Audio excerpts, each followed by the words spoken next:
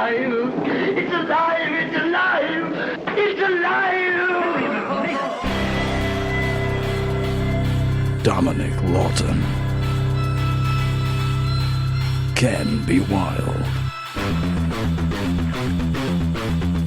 Welcome to the Bad Movie Cult.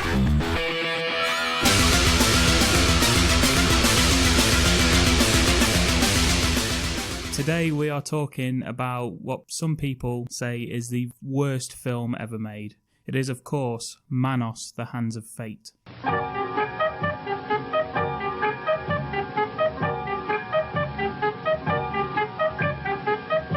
Yeah. Yeah. I said last time, if you remember on the first podcast, that they're fun, these films. We like these films. We enjoy them. And then this one was brought in as our second podcast. And yeah, it's just totally the opposite of everything that I said previously. It's just terrible. There's no enjoyment for this film whatsoever. And it's only on for an hour. It still took 2 viewings to actually get to the end for me. Just for this. I've seen it before and just forgotten about it because that's how it should be for this film. Well, we can't have too much fun on this podcast. No. The audience aren't, so why should we?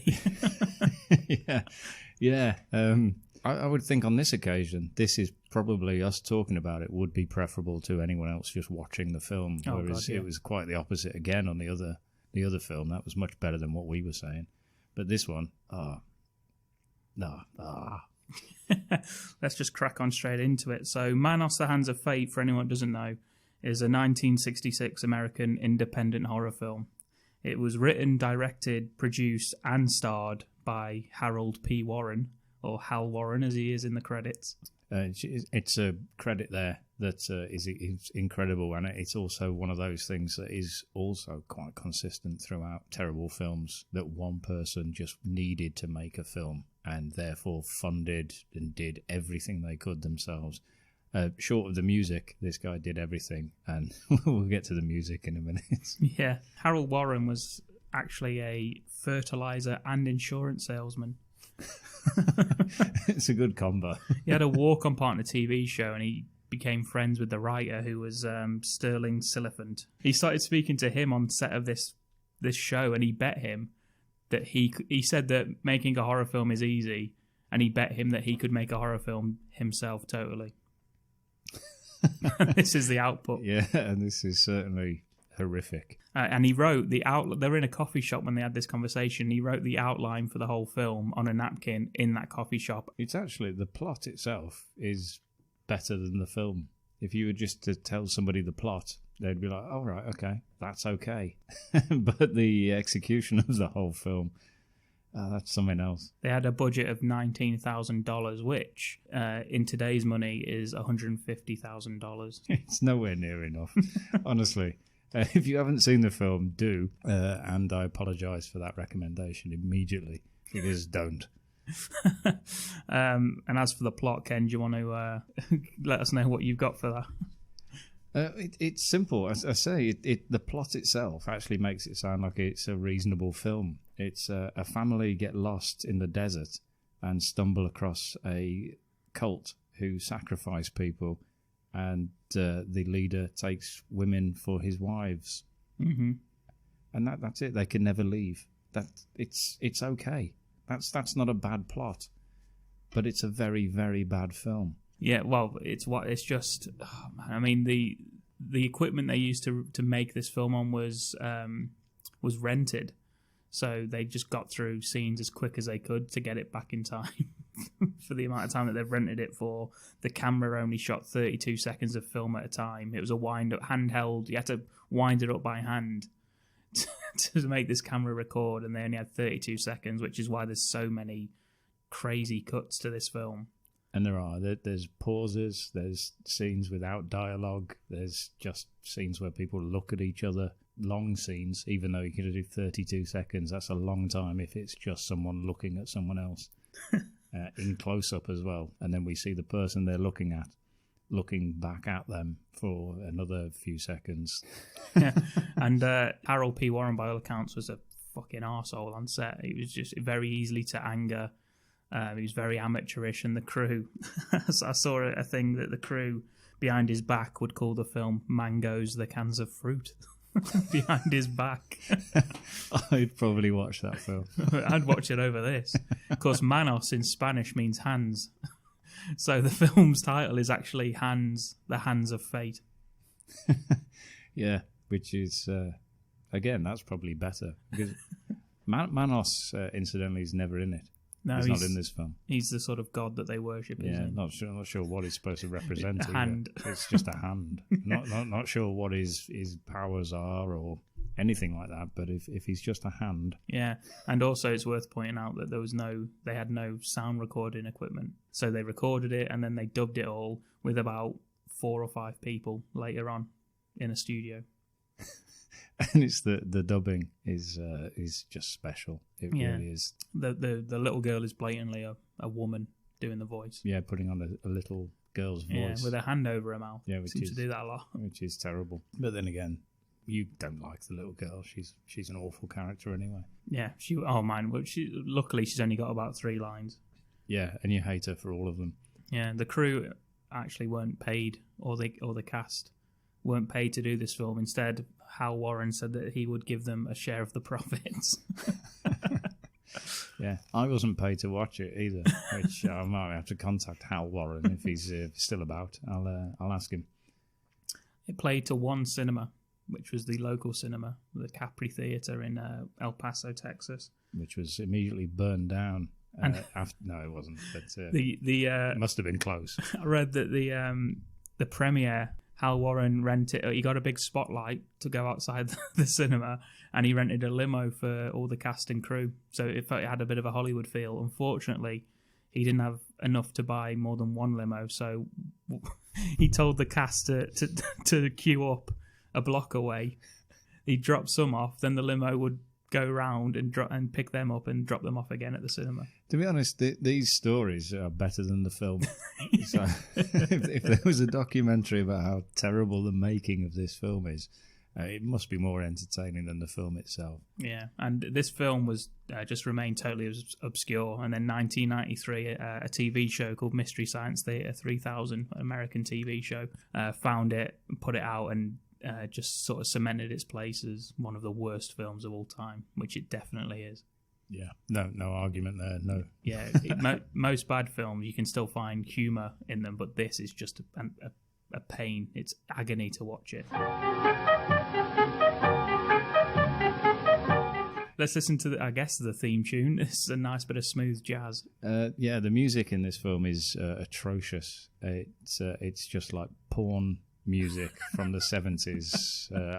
I had to turn the volume down a few times actually watching this in the middle of the night in case anyone else in the house thought I was watching 70s porn. You probably would have been preferred to have been caught watching that than this. Yeah, at least I've had a reason for watching porn. But yeah, it's in case my neighbour started banging on the wall as well. Not more 70s pornography. Give it a rest. It's the weekend, Ken. Yeah, but that's your music, and it's almost constant throughout the whole film. There's no let up at all of music. It's even when dialogue's happening, they play music in the background, and it's just really, really intrusive. Just this horrible, just this horrible jazz. Yeah, we actually discussed: is it a clarinet? Is it an oboe? Or is it a bassoon? Yeah, and we still don't know because we're not looking that up. Yeah, we're not fucking jazz instrumentalists. We're not sitting there discussing the. This isn't the bad jazz cult. It might be if I have to watch more films like this. I might change the whole thing. Well, and here for your listening pleasure. Is some of it. Manos, the Hands of Fate theme tune. Not the entire soundtrack, obviously.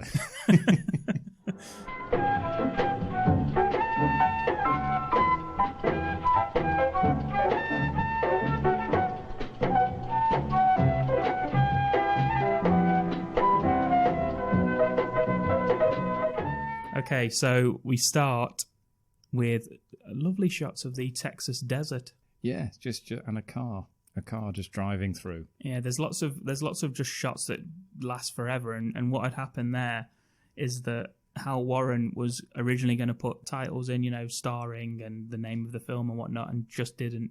So you just got lots of shots of the scenery whizzing by to start the film off. And we meet the family. That's an early meet. It looks cold and it looks windy as shit out there. It really does. They stop on top of a cliff. So this is a nice view. The daughter says she's cold, which I believe. I believe she may have said if she wasn't even scripted, because it looks freezing. The wind's blowing. She's struggling with a dog, which she does quite often, actually, throughout the first bits of the film until the dog just gets killed. People are already saying something without any vocals. There's no dubbing on what they're saying. You can see they're speaking, but we don't get to hear what they say. And who cares? Yeah, more than likely maybe an ad-lib that they put in and then they forgot what they said, so they just left it. Yeah, and they also mention a gas station, even though it looks like there's never a gas station within 100 miles of where they are. And Mike, who's played by Hal, his excuse is, I've never got us lost before. I love that. As he drives them into danger. Just into a desert, yeah. Just into a desert. Into the hands of a cult. I've never got us lost before. Yeah, I've never got us lost before, so this one's okay. Yeah, it's all right if I do it once. We should be pretty close right now. The agent said it was about 12 miles from Highway 10, and that was Highway 10 back there. But we should have asked for better directions at the last gas station. Listen, I've never gotten us lost before. He tells his daughter that he's going to put the top up on his convertible car and then just doesn't bother. This is after they've decided that singing "Row, row, row your boat" God, yeah, would be the best course of action to keep the holiday on plan. All at different times. Yeah, they do the overlap of "Row, row, row your boat." If you know that song, it's the best song in the film due to the sheer awfulness of the rest of the soundtrack. Why don't we sing a song to help pass the time? Row, row, row your boat gently down the stream. Merrily, merrily, merrily, merrily, life is down the stream. Merrily, merrily, merrily, merrily, life is but a dream. Merrily, merrily, merrily, merrily, life is down the stream. Merrily, merrily, merrily, merrily. And then they get pulled over by the cops, and these cops are hardcore. They don't take no nonsense. All right, mister. I see you have a taillight problem. No excuse. Running late, first vacation, kid getting tired. That's too bad. Well, can't you give us a break, officer? Well, all right. Unless. That's it. He's just like, okay then. Just next time, if you're late, set out earlier. Yeah, he gives them old Captain Hindsight. Good advice. That's good advice to anyone who is running late. Yeah. Don't.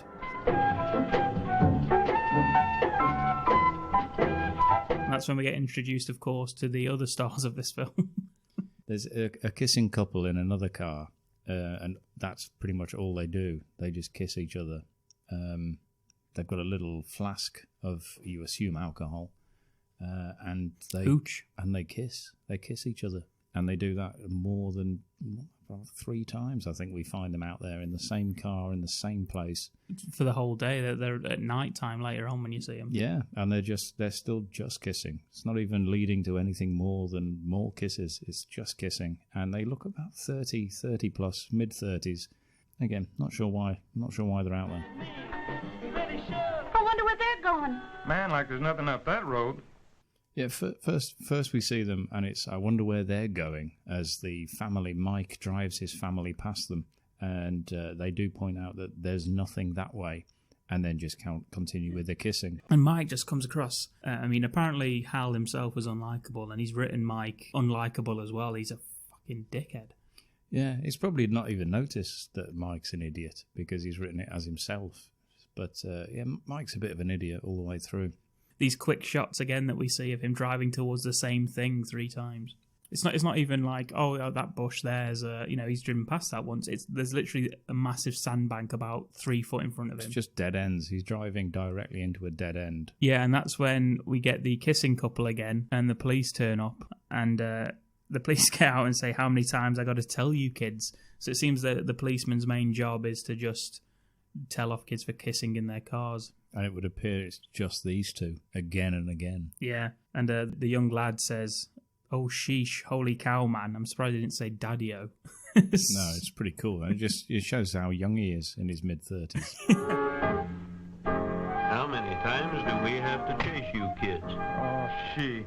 Holy cow, man. You'd think we're doing something wrong. Well, whatever it is you're not doing, don't do it somewhere else.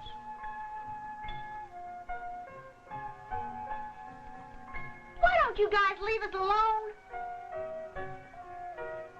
Come on now, no wisecracks. Just go on home. Okay. Get going, get All going. right already. And that's the whole scene. Yeah, I'm not even sure if kissing in a car is illegal. Even the 60s on the I don't know. I mean, I don't know. I'm not doing it. But Is it lollygagging? Is that what that's called? that's disgusting. Not on this budget, there wasn't. And then there's more jazz sax as Mike turns up to this lodge. And then I think the wife says that it's getting dark, even though it's bright sunshine midday in the desert. Yeah, so they have to find somewhere. But they haven't seen anything anywhere until now, when they do see something. And they hadn't seen it before. And he said it wasn't even here before. That wasn't there before, he says, which is unusual, if that is the case. But they don't bother dwelling on that. And that's when we're introduced to the best character of the film. I am Torgo. I take care of the place while the master is away.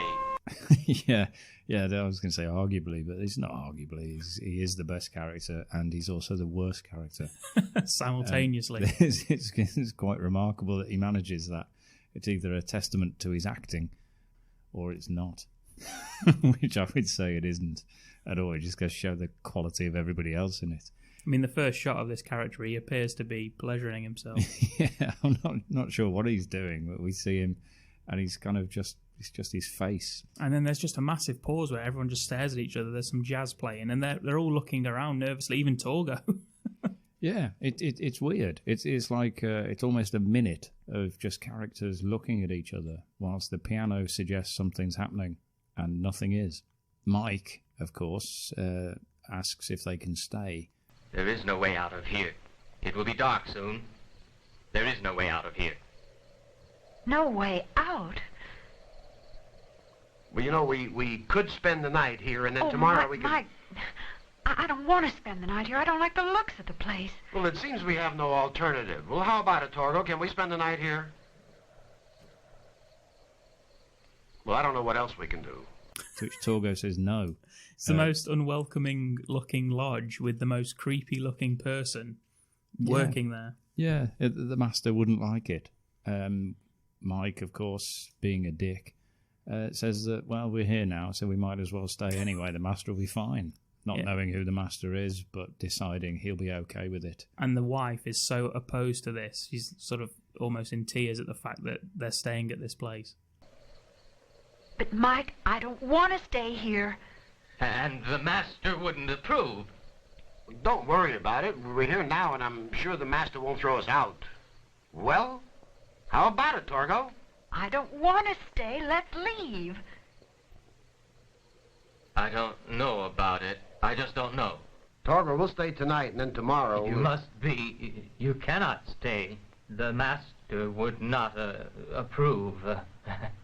But it's happening. So Torgo, even though he said no, please leave, like 3 times, now just unloads the car with their luggage. With what reveals to almost like a theme tune for Torgo whenever he walks.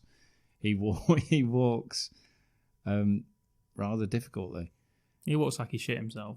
Yeah, or he's still shitting himself whilst he's walking. It's like he's not quite finished. And then, Mike's like, Torgo, you appear to be disabled. Get all our fucking bags for us. Yeah, because we can't be bothered.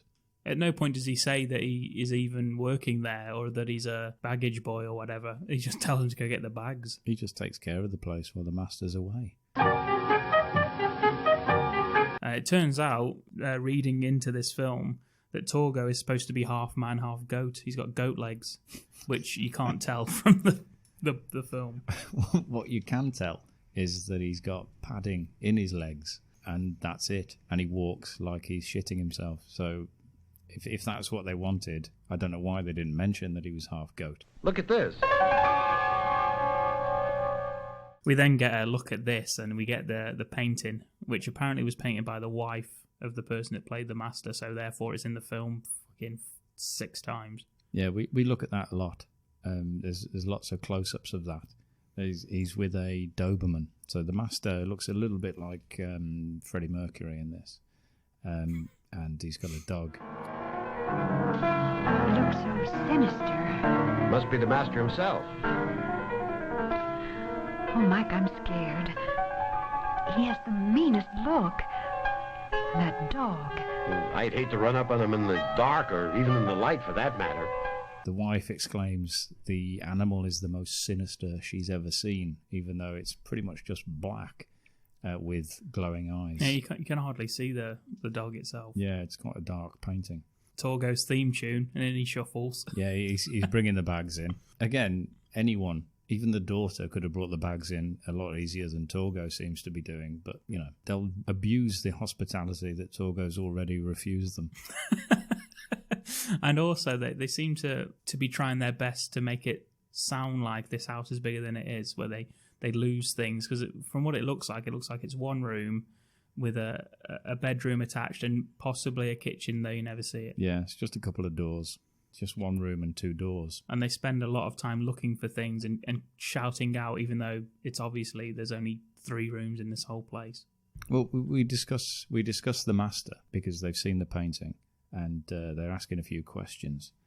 Torgo's got another line which he likes so much that he says it twice.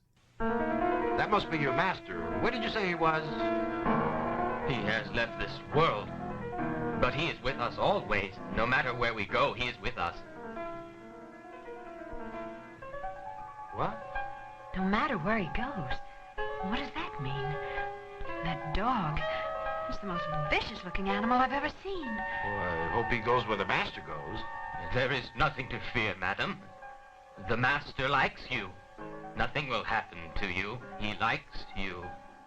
Likes me? I thought you said he was dead.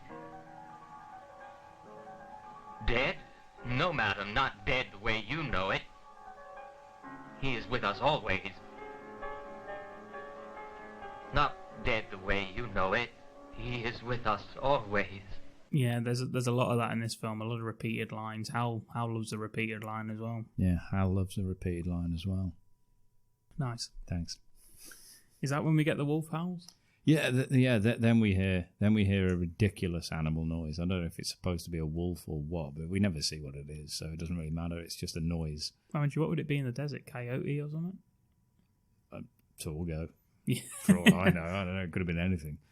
But the little dog that the daughter has been wrestling with, the daughter's called Debbie, by the way. It's not relevant, but she deserves some sort of recognition. The dog runs away outside, so the dad goes to have a look. So Mike's gone to find that dog. Gets his gun. Obviously, you got to go. He goes to the car, gets his gun out. Get back in the house, damn it! My God, Mike, what happened? He's dead. Peppy's been killed. Get back in the house, honey. Yeah, the dog's dead. That's sorry to break it to you like that, but the dog dies. Peppy is his name. Little Peppy. And Peppy. Yeah, he's dead, which is represented by a small ball of fluff on the floor. The wife then cries, "What kind of place is this?" She wanted to leave when she got there, and she wants to leave now. And that's all. She literally spends the rest of the film just complaining she wants to leave, and Mike's just happy to be there for some reason. He shouts Torgo to try and explain the stuff to him. The door opens, the only door that you can see from the room, and Torgo is behind that door and says, "Did you want me?" Which is obvious because they were shouting his name and he's right next door. So he figured it out, and he says, "We must leave." Yeah, get the bags. Yeah, get the bags, you cripple. He doesn't say that, but He tries the car, and the car does not work. No, and they can't leave, apparently. Torgo explains this to the wife, because the Master wants you for his wife. Is this when he does he does the hand thing? Torgo then raises his left hand and very, very slowly approaches her face and strokes her hair. She just allows that to happen. Yeah, not since the Scary Movie Small Hand Guy has it been a more awkward hand towards the face moment. But she does let it happen. She lets it happen, but she's making noises like she's not happy about it. Although he is a small, crippled man that she could easily fend off. But she doesn't. And then Torgo does a 180 after what he just said and says, actually, I want you for myself. Don't you ever try that again, you beat! The master wants you, but he can't have you. I want you. Stop that talk this instant, you hear? He wants you, but he can't have you. Mike! She slaps Torgo across the face. Torgo gets slapped a little bit later on as well, so it's a thankless character, really, for Torgo. She seems to just forget totally that Torgo's done that to her. So when Mike comes back into the house, she doesn't say a damn thing. It's because he says, I will protect you. And she's like, oh, okay, then I won't tell my husband. And that's that deal made. Debbie, meanwhile, just gets up off the sofa. She's asleep. She sleeps for a lot of this film. It's unusual for a small child to have no energy whatsoever and just sleep through everything. But she wakes up and just leaves the room whilst they're in it, staring at the painting. Yeah, they're just in the room, and again, there's only 2 doors, so when they can't find her and the panic ensues, she's pretty much gone out of one of those 2 doors. Yeah, they start calling. He says, "Oh, Debbie, come out, wherever you are," thinking she's playing hide and seek in one of the 2 rooms. Yeah, because that's what you do. That's what you do, isn't it? If you're in a weird place, you'd think, oh, I've just woken up, I might as well go and play hide and seek and not tell anyone. Yeah, that's when Mike steps out of the back door. And because it was nighttime, another fun fact is they had no extra lights to shoot outdoors in the dark. They had to shoot most of the film in the dark because all the people worked day jobs. So when he steps outside, he takes one step off the stairs with his torch, just shouting his daughter's name, and that'll do him. Yep, not investigating, not going out into the desert. It's only my daughter. She'll turn up. Well, she does turn up as it happens, so that is a sufficient search from Mike. She turns up, but she's brought a Doberman with her, which again is a bit worrying, you'd assume. Yeah, Mike pulls a gun on his own daughter, even though he knows it's her. Yeah, and then says, "Where did you find the dog?" Which is reasonable. And then we get introduced to the wives, because we find out where she found the dog, and it's kind of like a large altar. Yeah, I assumed it was underground, but thinking about it now, it looks just out in plain sight, where the master's just asleep on an altar, as you say. And then, just on a concrete altar, he's asleep. And then the wives are all on sort of columns, aren't little pedestals, all also asleep. Yeah, and then Torgo starts talking shit to him. Oh, you pretty ones. Let me see how good you are. I won't need you anymore. I have my own wife. I won't have to come in here to dream of having one of you. You're the worst. You were his first wife. He doesn't want you anymore. Now even I don't want you. Again, touches their hair, which I guess is Torgo's thing, you know. He kisses one of them on the hip. Yeah, he doesn't get a lot of women, you wouldn't imagine, so he's got to have some sort of fetish to him. What, in his jumpsuit and suit jacket that he's wearing? No, he's not the most attractive. He's got fucking goat legs. So. Yeah, he's not the most attractive goat-legged man I've ever seen, for certain. So. And you've seen a lot of those. I've seen 1 or 2 in my time. I've been around the block. Is that when... Why is Mike out in the... Because he knocks Mike out next, doesn't he? Why is Mike out in the fucking darkness? I'm not sure. Mike's just fucking looking around, isn't he? He's just wandering about. He's just wandering about in the dark. Is he trying to... I don't even know what he's doing. Trying to find a phone, maybe? I think that's how we got to meet the wives. Didn't they go and look where she found the dog, and he just went? He just went and left. Yeah. You two just stay in this lodge. I'm going to go walk off into the desert. Yeah, I'll walk off into the dark. Yeah, and that's when Torgo surprise attacks him and proceeds to... It's the most awkward struggle to tie a man to a tree in any film.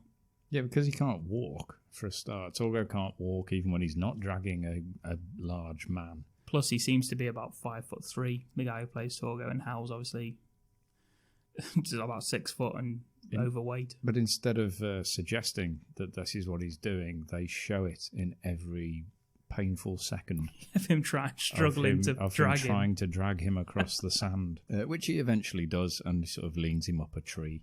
And we get the idea that he's tied to it from then on. And finally, this is 34 minutes in, the master wakes up, and it's about bloody time. He looks immediately. Any mistake you have of the master thinking, oh, he's a scary, powerful guy, is dissipated immediately. He looks downtrodden in the very next shot where his wives are discussing the daughter and the mom, what they're going to do with them, and the master sort of sits to the side and is just shaking his head, looking down at his feet. Just looks sad. It does, and he's like rubbing his eyes. I mean, people with one wife, they get enough shit, but this guy's got loads of wives. I don't think he thought it through, did he?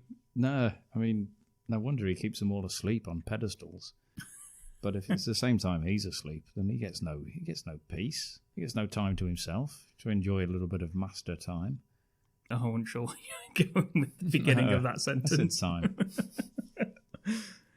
And then we get a wife fight. We do get a wife fight, and it lasts too long. I mean, we keep cutting back to this wife fight, so it's not just a constant wife fight. But it's through the rest of the film. They still fight, even like when we cut back to them later. Maybe she's right. Maybe we should spare the child. It is against our will that we stay here. Do not make the child die to satisfy him. He does not need any more wives. Yes, he has no more time for us older wives. Just the newest. Huh. Jealousy is not part of us. Why are you so jealous of me? You are a troublemaker. You deserve to die. The soundtrack to the wife fight is possibly the worst soundtrack moment of the film. It's like instruments were just being played by animals. Where it's not even people that know how to play these instruments. It is just awful. Pianos just being randomly hit. The oboe, clarinet, bassoon combo is just random. It's like some asthmatics got on there and it's just playing away. Hey, that's jazz, buddy. Apparently so. If that's jazz, then Manos can keep it. Yeah, and that's when I like your notes that you wrote about this when you see Torgo. Yeah, I've just put Manos finds Torgo sleeping on a pile of shit, which is actually what it looked like to me. It's just a pile of dirt in the corner. Just a dirt pile. Even though there are beds and furniture available, Torgo is sleeping on a pile of shit. But he finds him anyway. So the master goes in. Torgo says, "Oh, it's not fair," and all that stuff. And he knows, doesn't he? The master says, "I know you've been in this chamber talking shit to my wives." Yeah, and touching their hair and kissing their hips and all that stuff. You deer-legged freak, whatever his legs. He's got are. a lovely robe, the master. That must have took most of the budget up. Yeah, he seems to kill Torgo just by staring at him. It doesn't actually happen. He doesn't really kill him, but he stares at him so hard that Torgo either faints or dies. Now, I originally thought he died. But he's in it again later, so obviously he didn't die. And then he unveils his cloak, and it's splendid. It's got hands on it. You see, Manos, hands. Perfect. It's the perfect cloak for this film, and it is, as you say, it's probably the best thing in the film. It's budget bursting cloak. Yeah, and then we get the shot of the wife sleeping with the daughter, and this is the second time you see one of the bad guys at the window. Before that, Torgo is licking the window as the wife's undressing. The wife, the actress that plays the wife, Hal, went up to her and said, "How do you fancy doing this scene topless?" or something like that. And the actress said, "No, I don't want to." And he said, "That's good, you've passed the test." Which is my defence in court every time that I try that as well. Yeah, nice work, Hal. Just decided I'll ask her, and if she says no, I'll just pretend that I'm testing her out. Like if she said yes, I'll do it, then I would have said absolutely not. But yeah, we see that the blind goes up. She's lying there with very dirty feet. The daughter, of course, is asleep, and then she looks across, and there's a close-up of the window. The blind goes up instantly, and then Freddie Mercury's on the other side staring in. We don't know who lifted the blind. He's outside the window. The window's shut, so it couldn't have been him. but somebody does. She asks, "Where's Mike? Where's Mike? Oh God, where is Mike?" He's in the woods. He's asleep. He then goes and starts chanting, "Kill, kill, kill." And Torgo is the sacrifice this time. He gets killed now by some of the master's wives just moving his face around a bit. Not violently at all, which is weird. But they kind of just like push his face from one place to the next. And he gets massaged to death. Yeah. It's worse ways to go. Yeah, and I know what you're thinking. What's happened to our hero? Because, we can't just leave Mike tied to a tree. And sure enough, he wakes up very easily, gets himself away from the tree. Must have used an elastic band to keep him in. Yeah, it doesn't seem to be tied up at all, actually. Maybe somebody slapping his face has unravelled his ropes. But probably more of a look at Hal Warren as a person was when he goes to the door and says, "Margaret, it's me, let me in," and she refuses to. Yeah, she doesn't. She just ignores him. I think that's probably happened to Hal more than just in this film. And by more people than just Margaret. Yeah. Yeah, she's crying for him, and when he appears, she just doesn't let him in either. Anyway, Torgo's... It's me, and she just... Yeah, it's me, Mike, which she must have guessed. But yeah, she just sits there with Debbie. Torgo. Anyway, Torgo's still not dead because he's in this scene as well. He's died twice now, or so it would appear, but he's not dead at all. He's in this scene. The master grabs his arm and he puts it near the staff. If you remember, Dom mentioned that he had a staff with a hand on it. Well, he does that near a flame, and somehow Torgo's hand just falls off and bursts into flame. And then Torgo runs into the darkness with his stump on fire. Yeah, not sure how he runs because he's been struggling to walk, but he picks up a fair pace as he leaves this scene. And then we assume he's dead again. I mean, we keep assuming he's dead. Yeah, we don't actually ever see him dead. He just runs off. But the plus point is we don't ever see him again either. So so the assumption is he's dead. And God bless Torgo. Just when the master starts slapping the shit out of his wife. Yeah, the master starts laughing round about now. And that laughter lasts for about a minute and a half. It's just constant laughter, like evil, maniacal laughter, whilst he's just like packing stuff up. Yeah, just laughing at nothing. Or how evil he is and how Torgo's got no hand. I don't know what he finds funny, do I?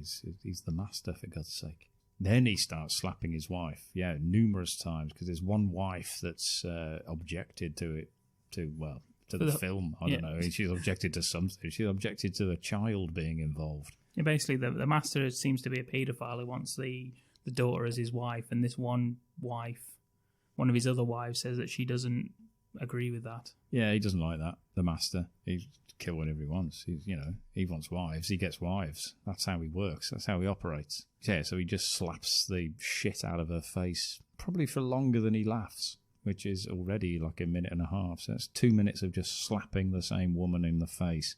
And we get to see every single slap. And they're awful, obviously. They're not really slapping her.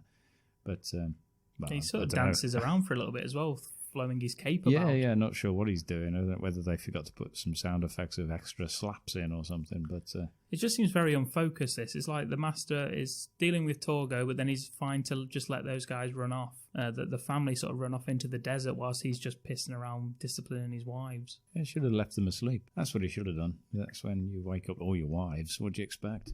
And them disappearing off into the woods just gives another chance for Mike to prove how unlikable he is by constantly berating his wife who's crying and his daughter who's sad.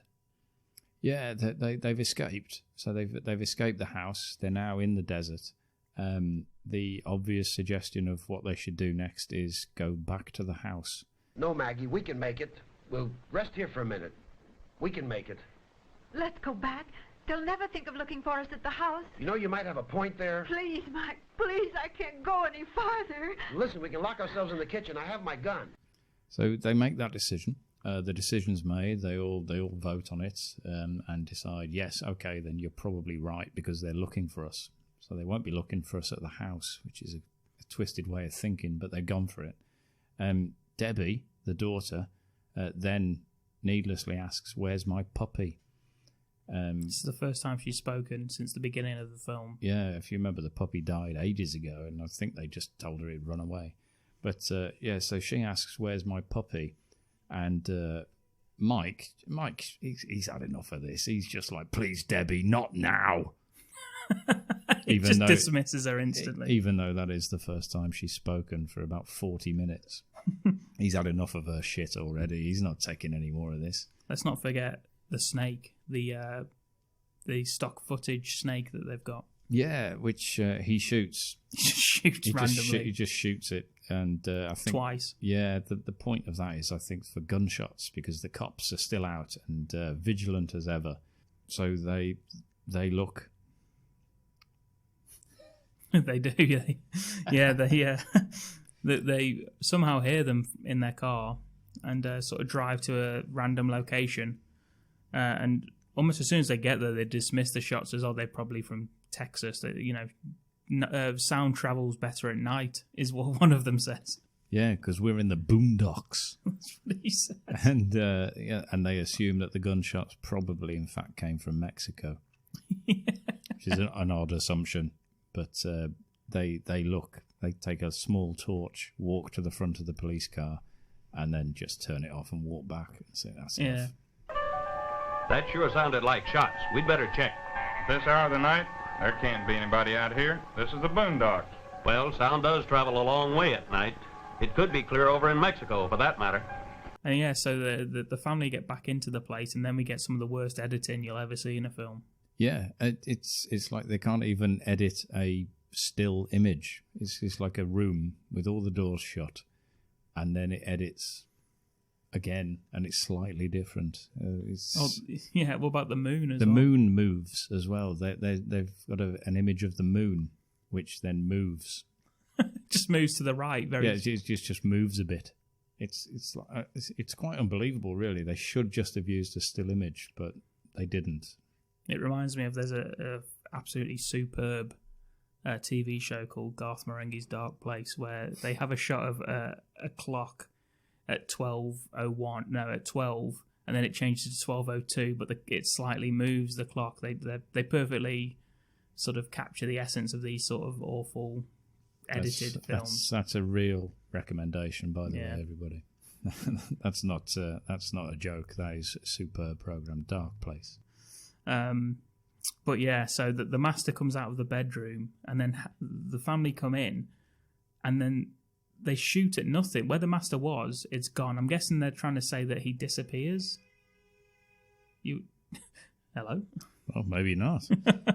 They assume that the master's disappeared. Maybe. I don't know. Maybe it's just a really fucking awful Maybe cut. It's just terrible editing. Yeah.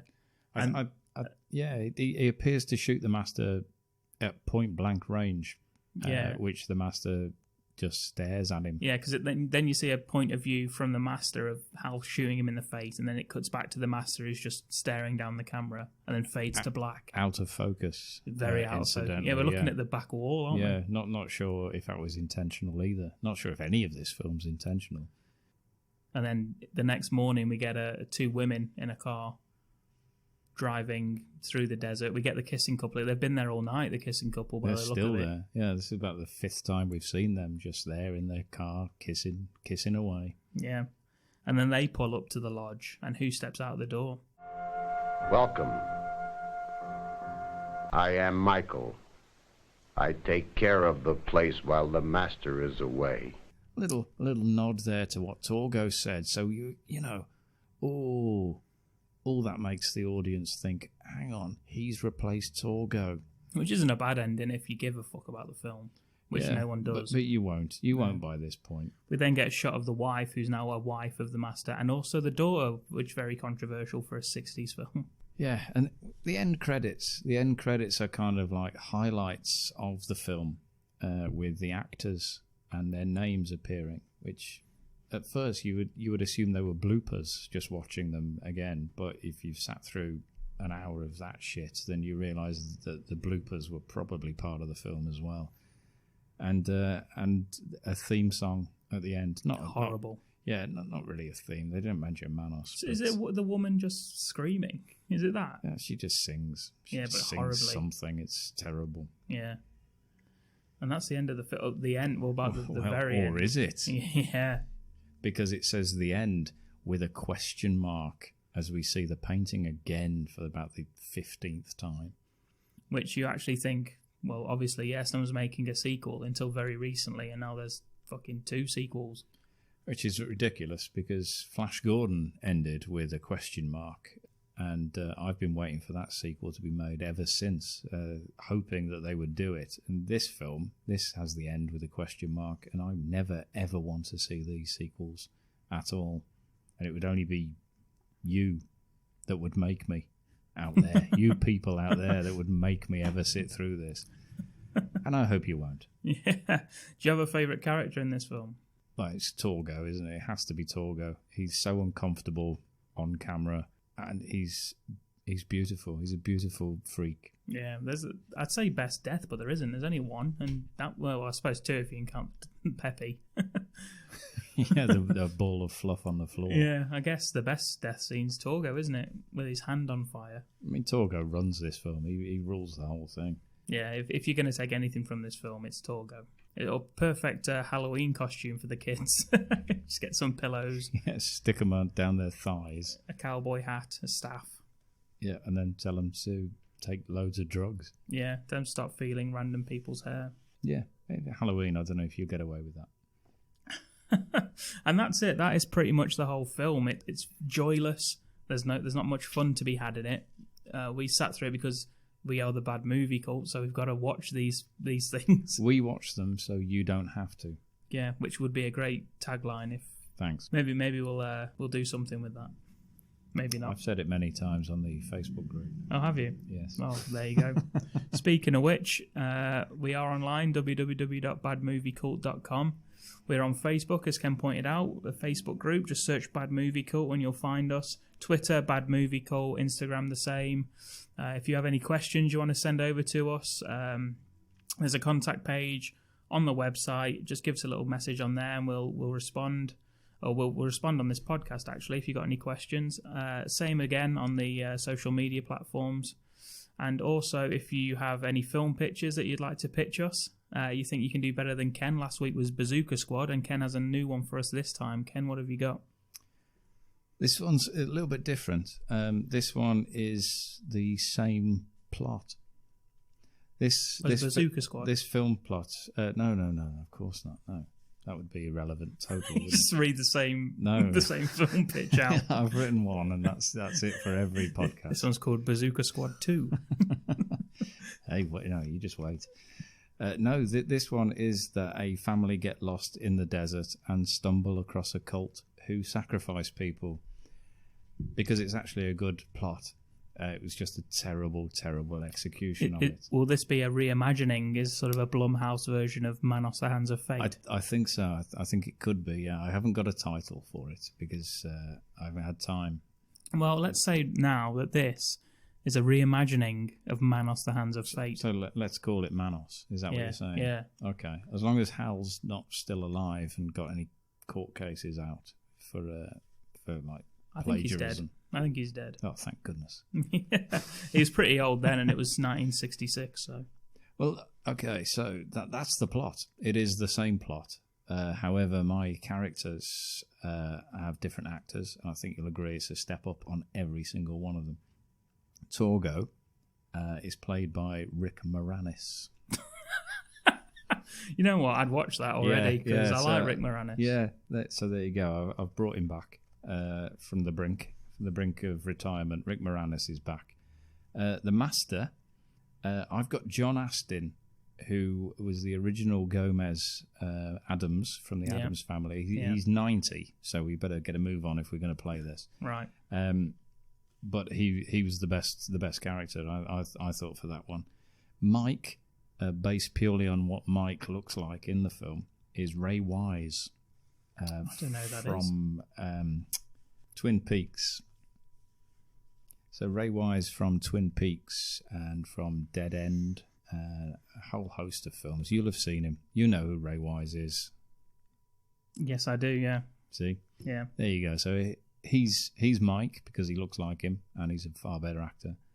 The wife, Margaret, is played by Vera Farmiga from The Conjuring and every other film that's the same as The Conjuring. I don't know which series of films they are anymore, but The Nun and The Doll and shit. Yeah. The policeman is Carl Weathers. Yeah, as, of course. As himself again. Who's his deputy? I haven't got a deputy for a Carl I've Weathers. got He him. doesn't need one. I've got him. Go on. Danny Glover. Danny Glover's no deputy. He's Of older course than he is. Carl Weathers. Well, he's never progressed. He's just happy being on the beach. He only has one fucking line, so it might as well be fucking Danny Glover. This is the Boondocks. Oh, you're right. Matthew McConaughey, then. There we go.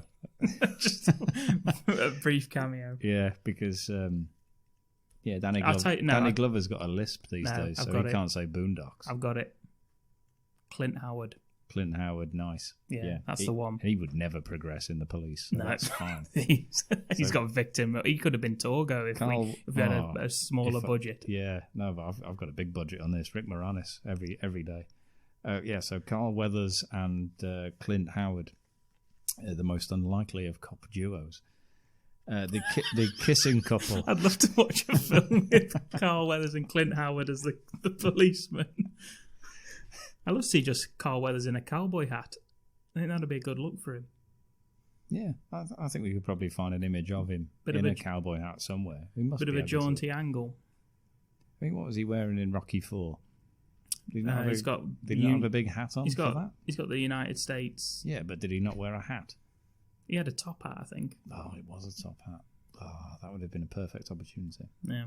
Anyway, Carl, if you're interested in posing in a cowboy hat... and just sending us over on... yeah, just let us know. Social media. The kissing couple. You mentioned some cameos. These are cameos. These are A-list cameos. It's Matt Damon and Charlize Theron. I thought you were going to say Ben Affleck. I don't get involved in their personal life. No, that's the kissing couple. Oscar-winning Matt Damon and not Ben Affleck. No, we're not having Ben Affleck. Oscar-winning Matt Damon and Charlize Theron are going to be the kissing couple in a cameo. Yeah. In a film starring Rick Moranis, who's not done a film for 20 years. Yeah. Who's playing Hal? Mike? Ray Wise. Ray Wise. Yep. 90-year-old John Astin. What? John Astin. I couldn't think of anyone else. You went with John Astin.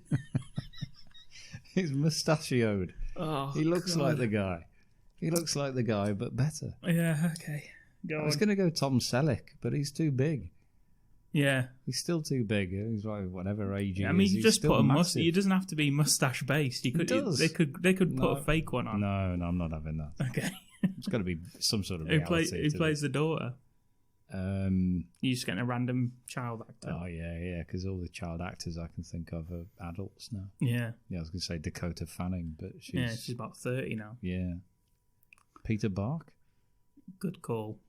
Yeah. Peter Bark is from Burial Ground, which will also be covered on this podcast if no one knows yet, and he's also in the trailer for this podcast as well. Yeah, he'd be good.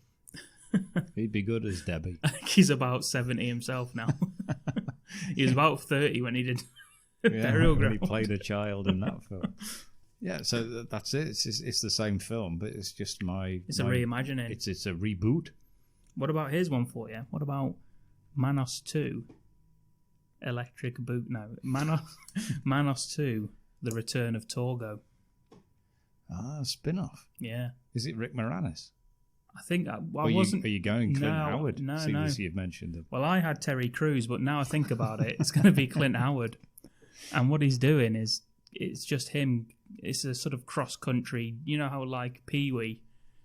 I thought you meant like a run, cross-country run. No. Just because with his legs, he's never going to manage that. Pee-wee when he's searching for his bike. Yeah. Pee-wee's Big Adventure. I love that film.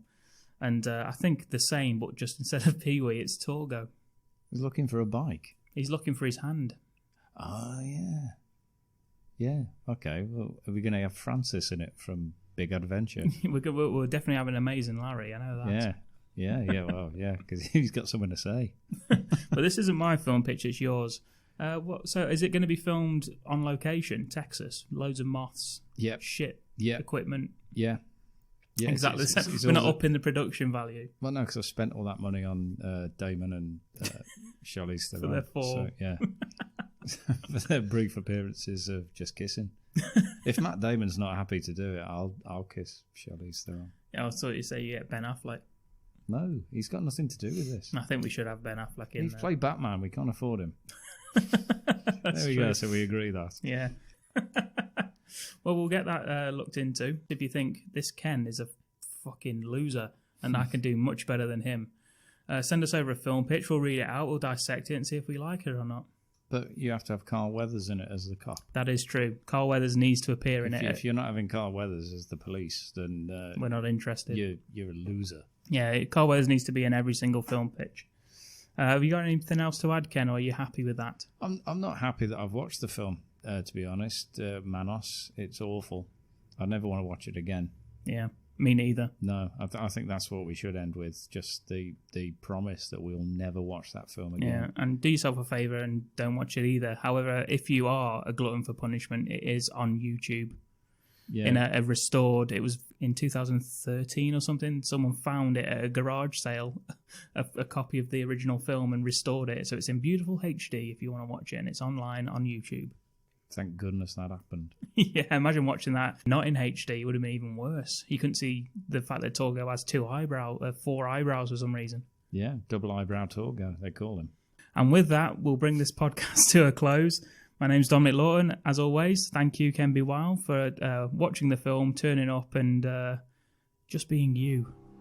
I appreciate that. And we will see you next time. See you later. Bye. Forgetting you is the thing that I cannot do. Yet I know it is very true. I'm forgetting you, remembering nights together won't be. Well, it seems we have no alternative. Well, how about it, Torgo? Can we spend the night here? Well, I don't know what else we can do.